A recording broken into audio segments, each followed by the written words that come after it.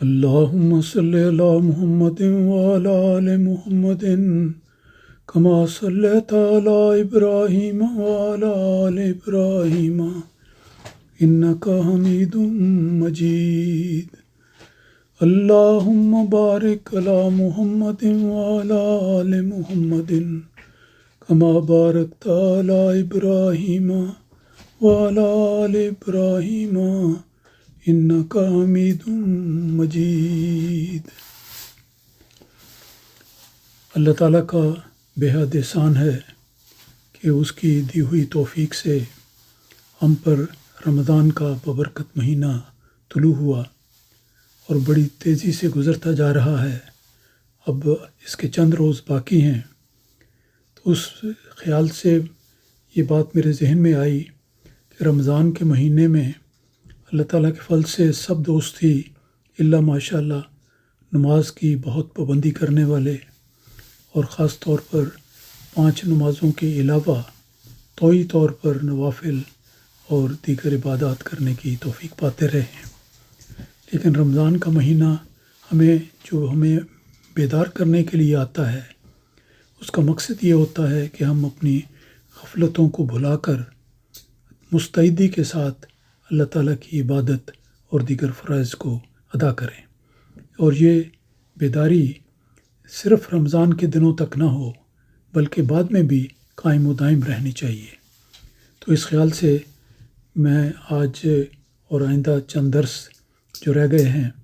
وہ نماز اور اس کی شرائط کے حوالے سے بیان کرنا چاہتا ہوں، تاکہ نماز ادا کرنا جو ایک مومن کی بنیادی ذمہ داری ہے اور جس کے بغیر گویا اس کا یہ تصور کرنا کہ میں مسلمان ہوں یہ درست نہیں۔ تو اس لحاظ سے میں یہ ذکر کرنا چاہتا ہوں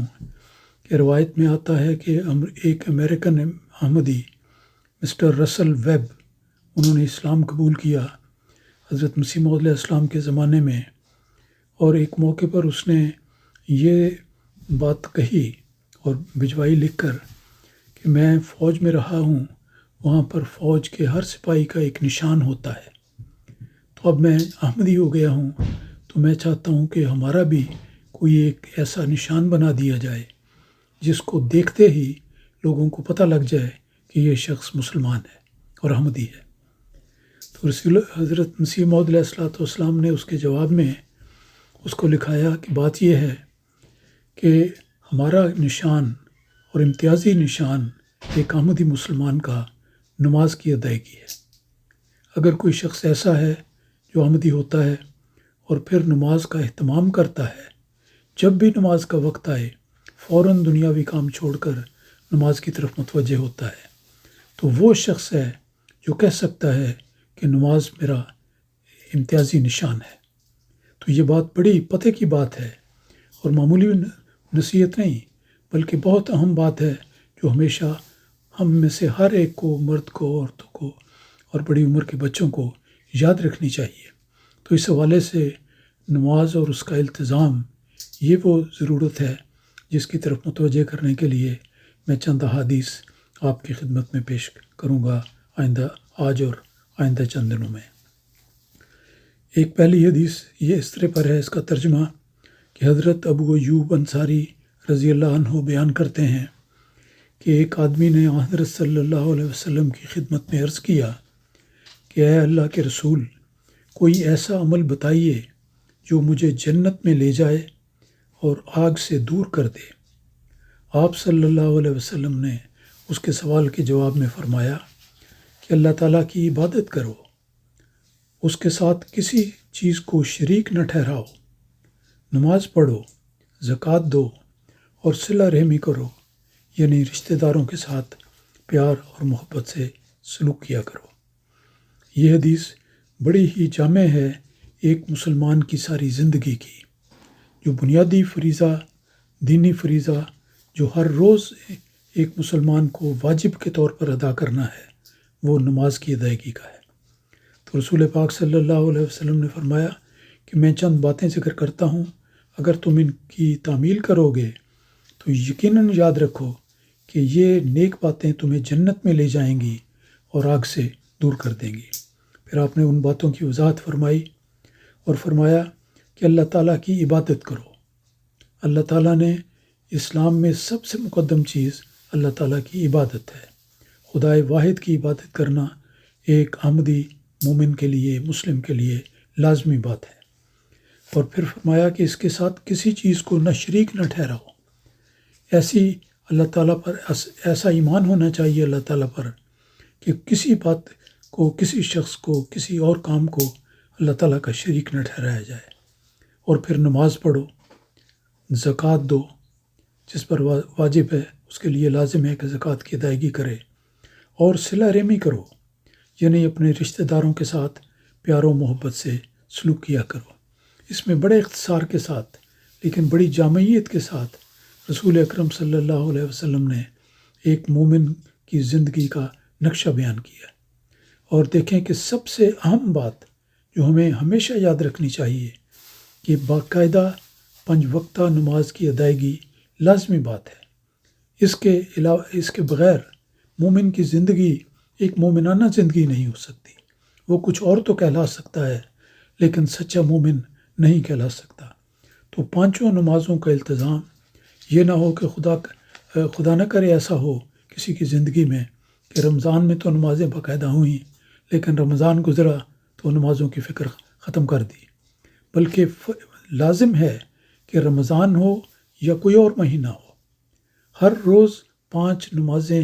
لازم فرض کے طور پر ہر مسلم مرد اور عورت کے لیے ضروری ہیں۔ تو یہ نماز کی فرضیت کا اور اہمیت کا ایک پہلا جواب تھا جو رسول پاک صلی اللہ علیہ وسلم نے بیان فرمایا۔ دوسری حدیث کو لیتے ہیں جس میں حضرت ابو ہریرہ رضی اللہ تعالیٰ عنہ بیان کرتے ہیں کہ میں نے حضرت صلی اللہ علیہ وسلم کو یہ فرماتے ہوئے سنا کہ کیا تم اگر کسی کے دروازے کے پاس سے تم لوگوں میں سے اگر کسی کے دروازے کے پاس سے نہر گزر رہی ہو اور وہ اس میں دن میں 5 بار نہائے